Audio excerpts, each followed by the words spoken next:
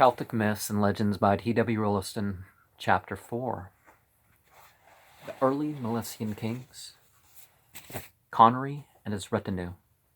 A lengthy and brilliant passage now follows describing how Ingcel goes to spy out the state of affairs in the hostel. Peeping through the chariot wheels, he takes note of all he sees and describes to the sons of Dessa the appearance and equipment of each prince and mighty man in Conary's retinue, while Ferogon and his brother declare who he is and what destruction he will work in the coming fight. There is Cormac, the son of Conor, king of Ulster, the fair and good. There are 3 huge black and black-robed warriors of the Picts. There is Conary's steward, with bristling hair, who settles every dispute. A needle would be heard falling when he raises his voice to speak, and he bears a staff of office the size of a mill shaft.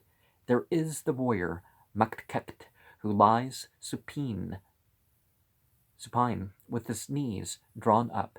They resemble 2 bare hills. His eyes are like lakes, his nose a mountain peak. His sword shines like a river in the sun. Conary's 3 sons are there, golden-haired, silk-robed, beloved of all the household, with manners of ripe maidens and hearts of brothers and valor of bears.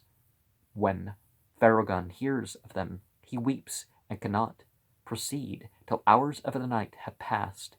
3 Fomorian hostages of horrible aspect are there also, and Canal of the Victories, with his blood-red shield, and Duftak of Ulster, with his magic spear, which, when there is a premonition of battle, must be kept in a brew of soporific herbs, or it will flame on his halt, and fly forth, raging for massacre.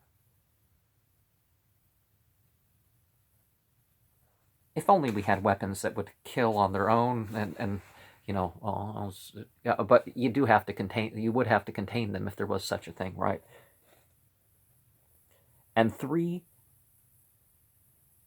giants from the Isle of Man with horses, manes reaching to their heels.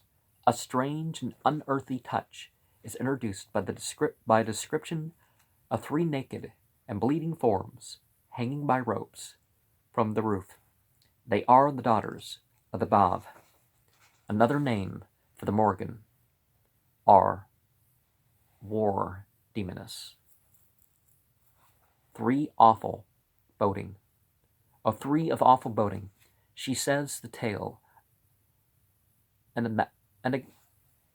enigmatically. Those are the 3 that are slaughtered at every time.